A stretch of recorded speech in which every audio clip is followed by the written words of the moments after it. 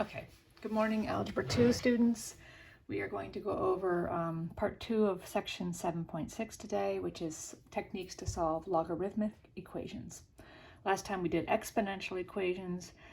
Similar is logarithmic equations. Logs and exponents are related based on their definition. But anyway, the techniques for solving log equations, you're going to see some of them today. So a logarithmic equation is an equation which involves logarithms of variable expressions. So when you see an equation that has logs and there's a variable, you're taking a log of a variable, basically, you need to worry about using some of these techniques to solve it. So examples, here's a logarithmic equation, 3 times log of 2x equals 5. The reason this is a logarithmic equation, and one of the techniques on this page would help you solve it, is we're taking the log of a variable expression 2x has a variable in it, we're taking the log of it. Over here on the right, I have not a logarithmic equation. I'm going to change this one just slightly. Let's say this was log of 2 equals 5x. That is an equation we could solve, but we don't need the techniques we're going to do today to solve this one. Because the variable is not sort of what I think of as trapped inside the log. This is just log of 2, which is a number. You can plug it in your calculator to push log of 2. You'll get a number out and replace log of 2 with that number and solve for x. Here you've got to do something to get that x free of the log expression. So two kind of basic categories of things you might do. One is use the property of equality for logarithmic equations. If we have b, x, and y being positive numbers, which is what we generally want with exponential and log equations for these techniques, with the condition that b cannot be 1, because in this expression b is the base. And when a base is 1, kind of everything works. Well, it just becomes, it's not quite, doesn't behave like a log equation. Anyway, base is not 1. If log of b of x equals log b of y, then x equals y. Or if and only if means it works in both directions. If I knew x equaled y, then I know log base b of x equals log base b of y, and vice versa. Note here I've written must have the same base. You can't use this rule. You can't say x equals y if these two base, if this was like a base 2 log and this was a base 5 log, say, then this rule doesn't apply. You have to have the same base on both sides, then the logs are equal. Well, the logs are equal and then the arguments of the log are equal. So examples of using this property. We're going to solve each of these equations for x, and we're going to check for extraneous solutions. Sometimes with log equations, you can get a solution that does not work in the original equation. Original is important. You're always checking in the original equation, because along the way, you sometimes pick up an extra solution. So let's go through these and check our answers. Here we have a log base 2 of 2x plus 8 equal a log base 2 of 6x minus 12. And we want to solve that for x. We note here this looks a lot like this log equals a log. We have the same base 2. So the 2x plus 8 is in the x position, the 6x minus 12 is in the y. We're going to use this property and say, we can then say this following statement, 2x plus 8, it's not really a statement, it's equation. Well, it's sort of a statement. 2x plus 8 must equal 6x minus 12 because their logs are equal, log base 2. So that now, once you do that, you have a simple linear equation to solve. I can subtract 2x and add 12, and I will get 20 equals 4x, which leads me to x equals 5. Now, does that work? Let's check. Log base 2 of 2 times 5 plus 8, we want that to equal log base 2 of 6 times 5 minus 12. So this one is log base 2 of, that's 10 plus 8 of 18. Does that equal log base 2 of 20? No, it's 30 minus 12 is 18. Well, yes. I don't need parentheses here anymore.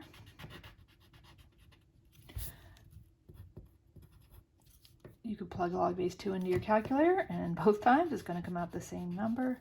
so this checks. So we're good. Now let's do this next one. Same idea. We have a log equal to a log.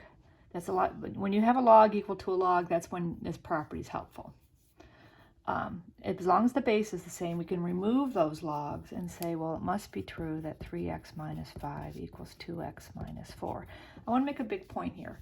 You are not dividing the logs out. A logarithm is a function of something.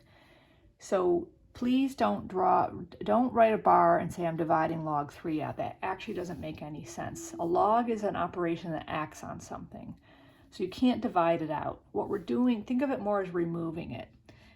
You're saying the log base 3 of 3x minus 5 equals the log base 3 of 2x minus 5. Logically, I can say therefore 3x minus 5 equals 2x minus 4 because if we perform the same operation on both of them and say those are equal, then it must be that the two things are equal. So you're not dividing log 3 out, nor are we dividing log 2 out in this first one. You are removing it. All right, we're going to do the same thing. We have a linear equation here.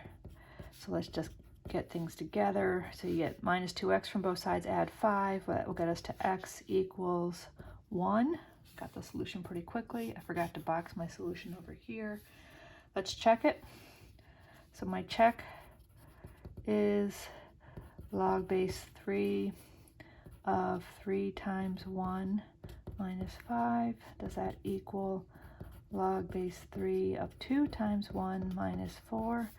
So this one simplifies to log base 3 of negative 3 minus 5 is negative 2 equals log base 3 of 2 minus 4 is negative 2. You might say, yeah, it works. Check. Problem is, you can't take a log of a negative. There's no way, if you put log base 3 of negative 2 in your calculator, and like you change a base or the log key in the math function, but if that doesn't work, it's going to say error. You remember what a log equals. This whole log equals the exponent you would raise 3 to get negative 2. There is no exponent you can raise 3 to get negative 2. So these are both undefined numbers.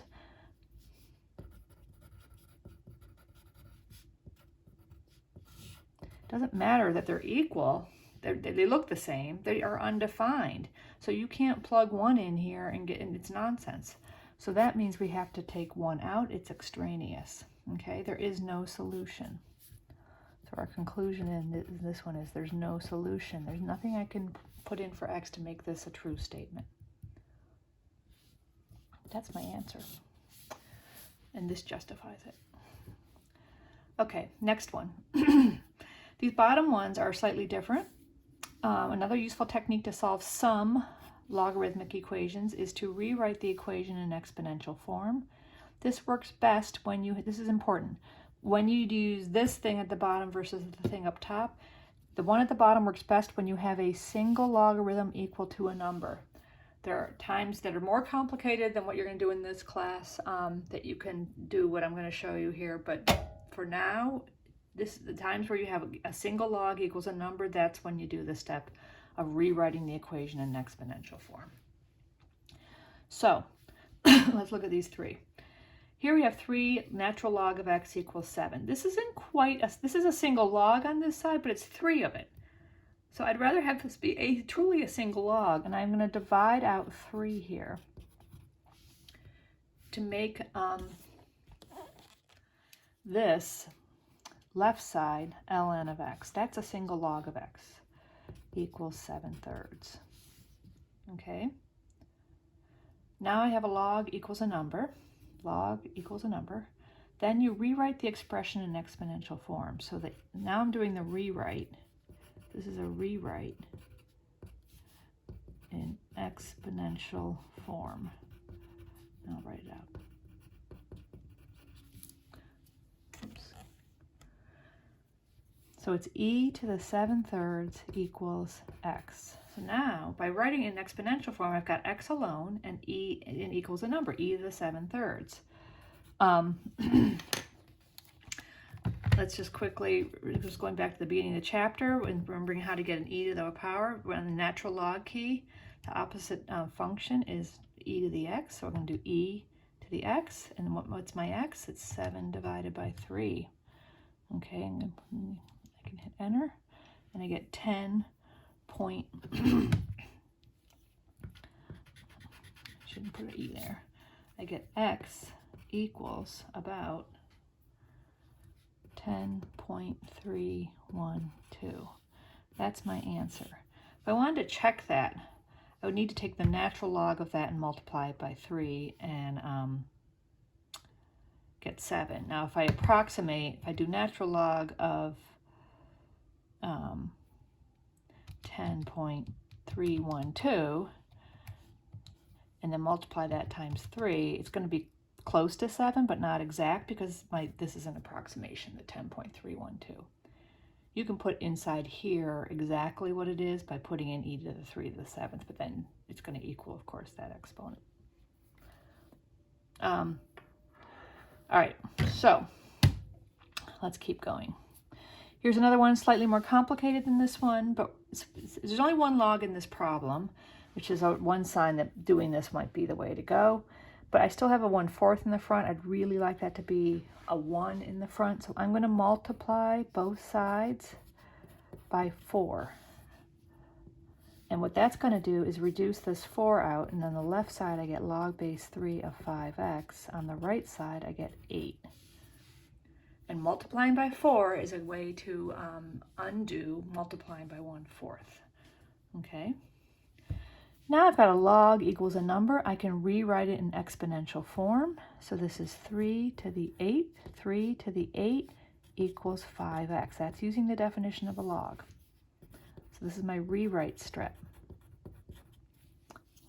If I could rewrite, that would be great. Rewrite. The beauty of this is you get a number equal, this 3 to the 8, the base is a number, and this is a number over here. So this is a number, and now the x isn't sort of trapped inside a log expression. So if I divide both sides by 5, I get x equals 3 to the 8th over 5. I'll keep this going up here. So x, let's do this out on my calculator, 3 to the 8th power, a decent sized number, 6,561. I'll write this out. So it equals 6,561 over 5, which is about, actually it's going to be pretty close to exact. We're going to divide that by 5. Notice I'm not clearing my calculator. I don't have to. It's equal to 1,312.2. That's my answer. If I want to plug that back in, I would do this. Go back to the very original equation. Log base 3 of 5 times 1312.2 equals 2. That's my original equation. I would have to multiply that times 5, and then I would have, well, I'm not going to do this for the interest of time, but you can do this one out. Okay? That one's going to work, by the way. So my answer is this. Finally, this last one. This has 2 logs in it in the beginning. So we cannot do the rewrite step right away. You want to have a log equals a number. But since these are the same base log, we can use our exponent rules, our log properties to mush this into one log, and it would be log of x times x minus 6 equals 2. So what I'm doing is using the product property for logs to go from this to this. So you're going to use log properties, those ones you learned in section 7.4. And further simplifying here, this is log base 4 of x squared minus 6x. Now I'm going to get picky here, and I would like your work to look this way. If I left this like this, that's not right, because this is saying log base 4 of only of x squared. If you mean log base 4 of the whole thing, x squared minus 6, you have to put the parentheses there. That's what I'm taking the log of, the whole expression. I didn't need them here because this time sign's like a grouping. You can have them here, but once you rewrite x times x minus 6 as x squared minus 6, you need parentheses around that whole thing. Now I'm going to do the rewrite. and it's 4 squared, my base to the power over here, equals x squared minus 6.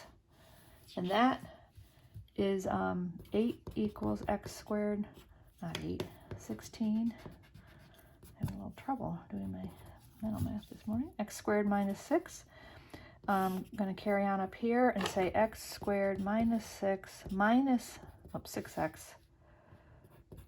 Please take note, I dropped my x accident. Minus 6x minus 16 equals 0. Why am I getting this equal to 0? Because it's a quadratic equation, and we want to get that equal to 0 and either factor or use quadratic formula to solve it. I'm going to factor. I don't want to use quadratic formula if I don't have to. And the factors are x minus 2, x plus 2 to get this expression. And then you set each factor equal to 0, as you guys remember, hopefully. One or two of your homeworks, you might have to do this. X equals 8 or x equals negative 2. We have to check our answers in the original equation. I'm going to tell you right now, because this video is getting long, 8 will work. If I do log base 4 of 8 plus log base 4 of 8 minus 6, and does that equal 2? And you simplify everything, it'll work. The problem with the x minus 2 isn't that x equals minus 2. It's not that x is a negative number. You have to plug it in and see what happens. But if I plug in negative 2 into log base 4 of x, it's log base 4 of negative 2, and that doesn't work. So I have to throw this out. It produces undefined logs. So it's not a solution. My only solution is x equals 8.